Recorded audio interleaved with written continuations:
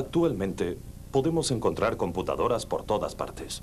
En los almacenes, en los restaurantes, en los hospitales, en las oficinas de los bancos, en nuestra propia casa.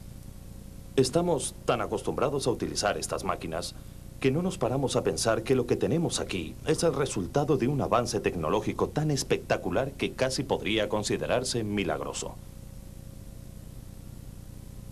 Pero, ¿sabemos en realidad qué es una computadora? A lo largo de los vídeos les formularemos una serie de preguntas. Cuando vean este interrogante, reflexionen e intenten responder. Si no lo consiguen, no se preocupen. En la guía práctica de los vídeos están todas las respuestas.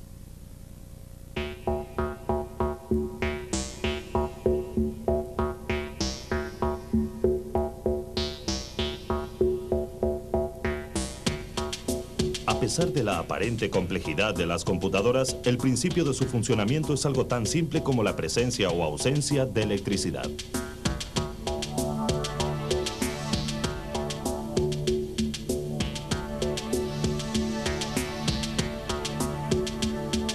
Si la computadora no recibe un impulso eléctrico, no lo registra. Esto es igual a 0. Si lo recibe, lo registra. Esto equivale a 1. Anotando ceros y unos a velocidades altísimas por sus circuitos electrónicos, la computadora puede realizar toda clase de cálculos y operaciones. La primera computadora totalmente electrónica fue fabricada a principios de los años 40. Pesaba 30 toneladas y ocupaba toda una planta de un gran edificio.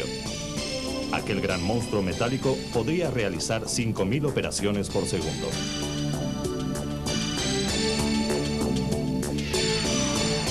Hoy, una pequeña computadora portátil puede efectuar más de 10 millones y su peso es 10.000 veces inferior. La evolución tecnológica que han experimentado las computadoras es tan grande que, si hubiera pasado lo mismo con los automóviles, actualmente un carro mediano costaría lo que cuesta una camisa.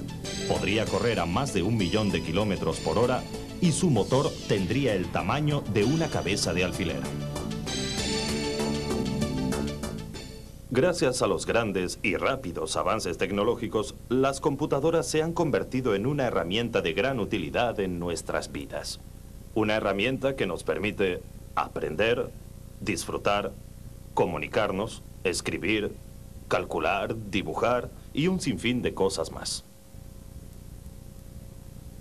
Hoy en día, todo esto lo hace la electrónica. Pero todo tuvo su principio.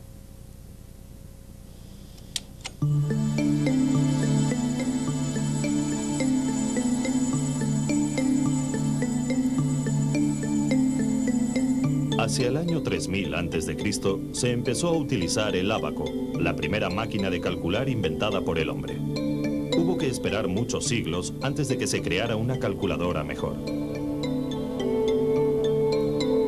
En el siglo XVII, el filósofo y matemático francés Blaise Pascal construyó una máquina de calcular automática a base de ruedas dentadas de madera. La máquina de Pascal solo podía hacer sumas y restas y era muy imperfecta, pero tuvo el mérito de ser la primera calculadora mecánica inventada por el hombre.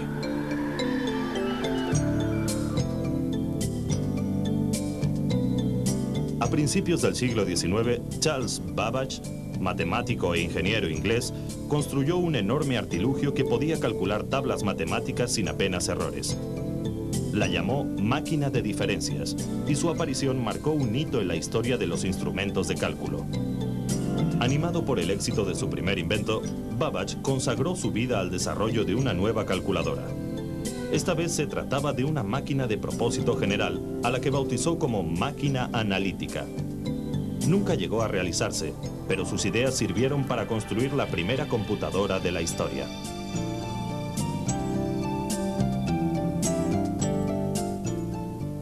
¿En qué se diferencian una calculadora y una computadora?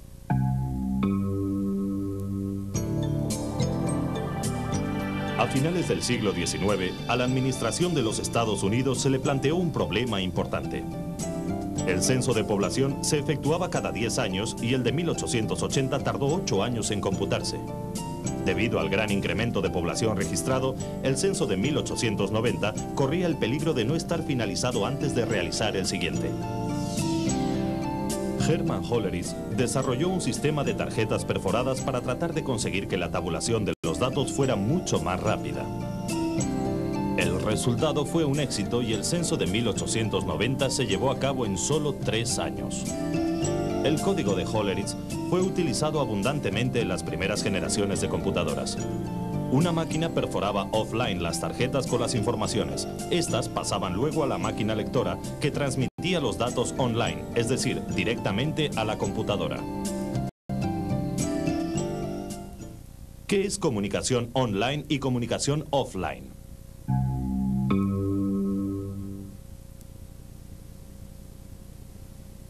Hoy en día, los datos se introducen en la computadora a través del teclado o mediante otros sistemas como por ejemplo el escáner.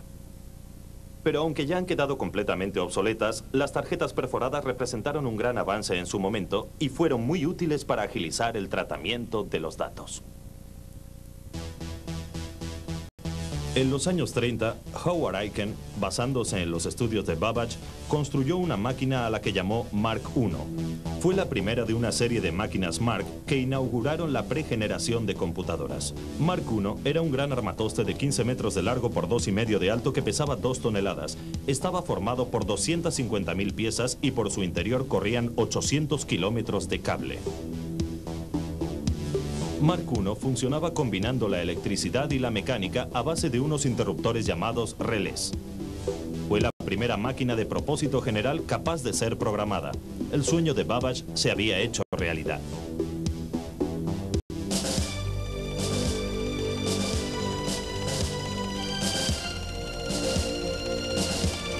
El estallido de la Segunda Guerra Mundial puso de relieve la necesidad de contar con grandes instrumentos de cálculo.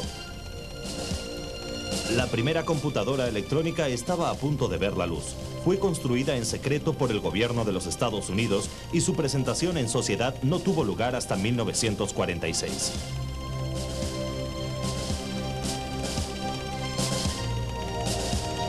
La bautizaron como ENIAC y fue la primera máquina de propósito general completamente electrónica.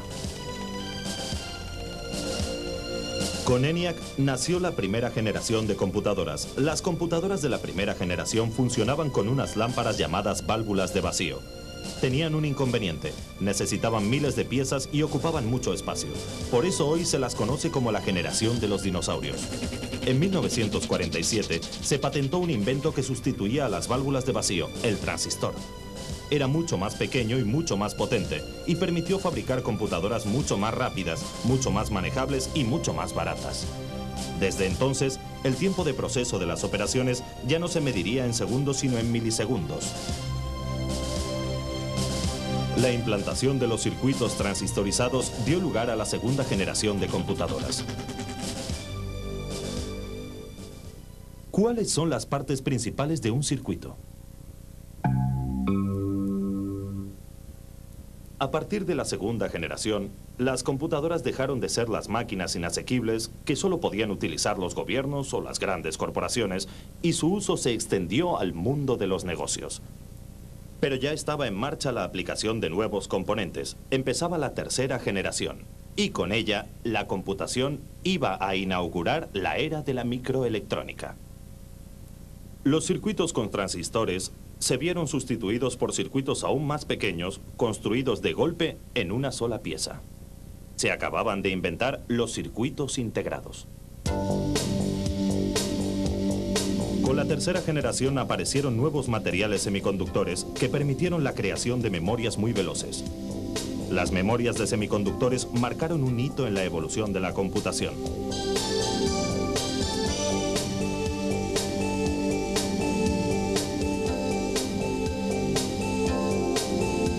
A principios de los 80 se establece la frontera entre la tercera y la cuarta generación. Ya no se habla de circuitos integrados, sino de microchips. Ahora, en una diminuta pastilla de silicio de solo 40 milímetros cuadrados, se pueden colocar más de 500.000 de transistores.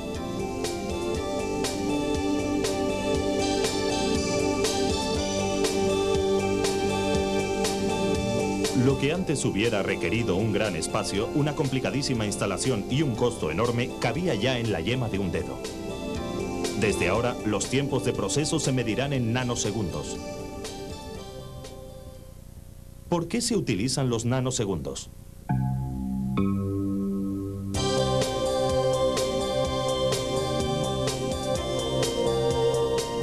La cuarta generación de computadoras es la generación del usuario.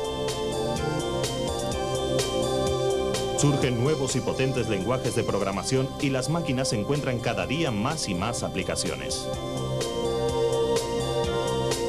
El mundo tuvo que esperar miles de años entre la invención del ábaco y la máquina de Pascal. Y en unas pocas décadas se ha pasado de la era de los dinosaurios a la conquista del espacio. Existen diferentes clases de computadoras. La que tenemos aquí es una computadora personal. Es muy importante que antes de comprar una sepamos muy bien para qué la queremos y nos dejemos aconsejar por los expertos.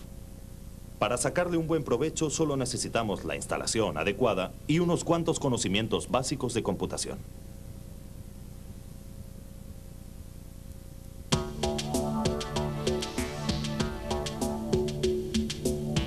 Los distintos tipos de computadoras se distinguen fundamentalmente por su potencia.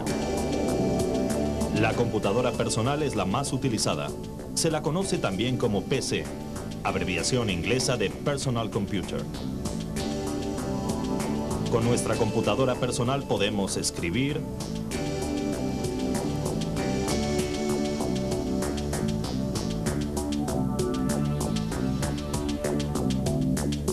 crear gráficos,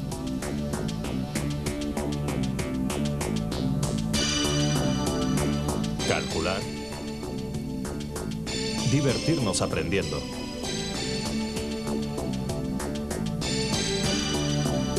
practicar idiomas,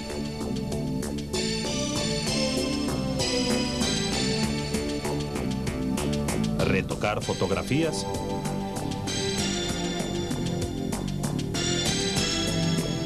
jugar y hasta escuchar nuestra música favorita.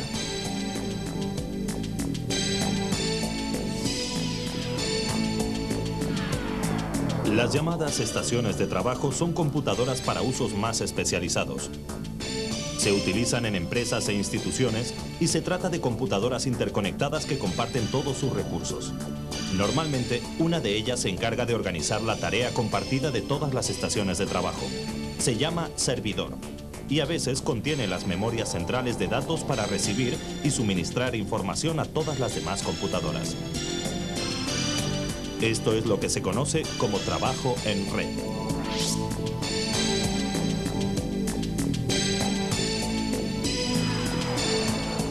Las computadoras de gestión manejan grandes bancos de datos y funcionan con unos terminales que generalmente están conectados por línea telefónica.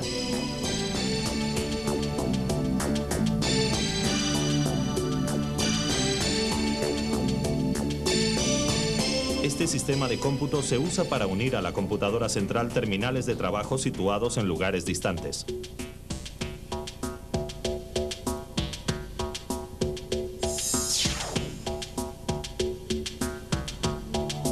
Un tipo especial de computadoras son las de control, que se encargan de vigilar el funcionamiento de procesos que requieren un alto nivel de seguridad. La cabina de un avión, por ejemplo, está dotada de un sofisticado sistema de cómputo que supervisa continuamente los instrumentos de vuelo. Algunas de estas computadoras son muy potentes y se emplean, por ejemplo, en la vigilancia del tráfico aéreo de los aeropuertos. Están conectadas a un gran número de sensores que, distribuidos por toda la zona bajo su control, les transmiten información en tiempo real, es decir, inmediatamente. ¿Todas las operaciones se efectúan en tiempo real? En el punto más alto encontramos las supercomputadoras, máquinas potentísimas capaces de realizar más de 100 millones de operaciones por segundo. Se utilizan sobre todo en investigaciones relacionadas con la simulación de vuelos espaciales, en exploraciones geológicas, en defensa en predicciones meteorológicas y en tareas de investigación científica. En todas estas actividades se necesita realizar cálculos enormemente complejos que difícilmente podrían llevarse a cabo sin la ayuda de las supercomputadoras. Todas las computadoras que hemos visto, desde el PC hasta la supercomputadora, son máquinas de propósito general. Es decir, son computadoras que pueden resolver cualquier problema siempre que dispongan del programa adecuado. Pero el desarrollo de la microelectrónica permite también la utilización de los microprocesadores en tareas concretas, que hacen mucho más fácil y segura nuestra vida cotidiana.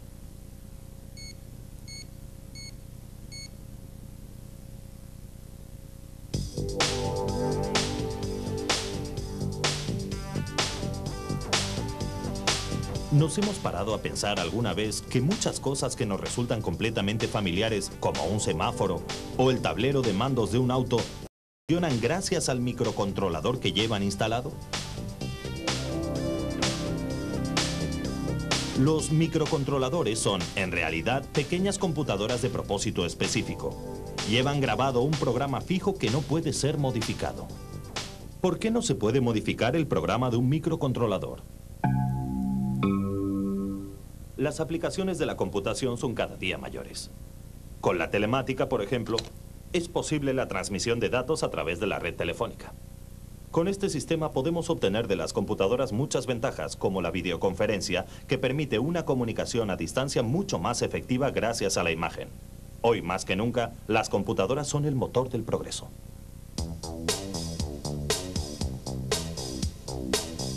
El desarrollo tecnológico que ha experimentado la computación ha hecho avanzar todos los campos de la actividad humana.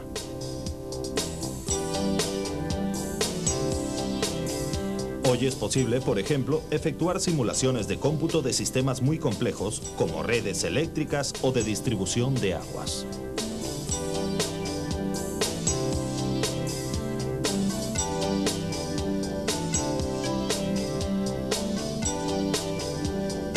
Mediante técnicas de diseño asistido por computadoras se pueden crear modelos programados en arquitectura, en ingeniería, en náutica, en robótica. En todos los casos es posible pronosticar los resultados con un altísimo índice de fiabilidad. En medicina, con la aplicación de procedimientos de cómputo, se pueden realizar exploraciones en profundidad sin necesidad de acciones invasivas ni de cirugía. Las modernas técnicas exploratorias proporcionan imágenes del interior del cuerpo humano y garantizan un alto porcentaje de éxitos en el diagnóstico y tratamiento de muchas patologías.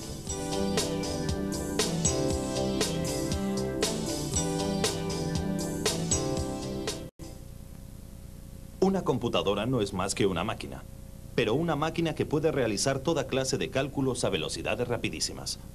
Orientando estos cálculos en la dirección adecuada, podemos obtener lo que queramos de ella. La base es muy simple. Todo depende de la electricidad. Si recibe electricidad, la máquina cuenta 1. Si no la recibe, cuenta 0. Es lo que se llama sistema binario. El sistema de numeración al que estamos acostumbrados se llama sistema decimal o numeración en base 10. En él encontramos 10 cifras: 1, 2, 3, 4, 5, 6, 7, 8, 9 y 0. Aquí tenemos expresada la cantidad 743. ¿Por qué? Imaginemos un sistema de columnas. El 7 está en la columna del 100 y 7 por 100 son 700. El 4 en la columna del 10, 40. Y el 3 en la columna del 1, 3. En total, pues, 743. El valor de cada columna se obtiene elevando la base de numeración, que en este caso es 10 a potencias sucesivas empezando por 0. Comenzamos con 10 elevado a la 0. Cualquier número elevado a la 0, por convención matemática, da siempre 1. Por tanto, la primera columna es la de la unidad. Seguimos con 10 elevado a la 1. Tenemos, por tanto, la columna de la decena. Luego viene 10 elevado a la 2, que nos da la centena, y así sucesivamente. ¿Cuál sería el valor de 743 en base 8? Y en base 4.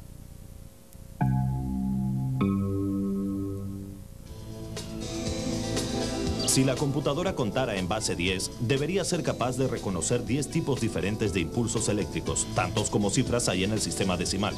Entonces la cosa resultaría muy complicada. Para simplificar el procedimiento, acudimos al sistema binario o base 2. En base 2 solo son posibles dos cifras, 0 y 1. Veamos el valor de las columnas. Cuantas más potencias de la base se elevan, más columnas se obtienen y se pueden representar cantidades infinitas. Para expresar en binario el número decimal 11, por ejemplo, lo haremos así. 1, 0, 1 y 1. Si multiplicamos cada cifra por el valor de su columna y sumamos todos los resultados, veremos que nos da 11. 1 por 8, 8. 0 por 4, 0. 1 por 2, 2. Y 1 por 1, 1. 8 más 0 más 2 más 1 es igual a 11. Cada uno de estos dígitos representa la mínima cantidad de información y recibe el nombre de bit, abreviatura de binary digit, en español, dígito binario. Cada 8 bits forman un octeto o byte. Cada byte permite hasta 256 combinaciones binarias diferentes que equivalen a otros tantos datos o instrucciones. Si quisiéramos cifrar la combinación de una caja fuerte, podríamos recurrir a la numeración en distintas bases. ¿Cómo podríamos ocultar esta combinación? 37, 46, 88, 52, 84. Mediante el código binario, la computadora puede representar cualquier cantidad y procesar todas las informaciones aritméticas y lógicas sin el más mínimo error y a velocidades inconcebibles para el ser humano. Y todo se basa en la electricidad. Todo lo que hemos visto nos puede parecer muy complicado, pero en realidad se trata de algo muy sencillo. Basta con entender que la computadora es una máquina lógica que efectúa su trabajo de la misma manera sistemática en que los humanos hacemos el nuestro. La computadora carece de la imaginación y de la intuición de una persona. Solo es una máquina. Pero si le introducimos las instrucciones correctas, podemos conseguir que nos libere en poco tiempo de trabajos que a los humanos nos llevaría horas, días o meses realizar. Para comprobarlo, solo hace falta decidirse.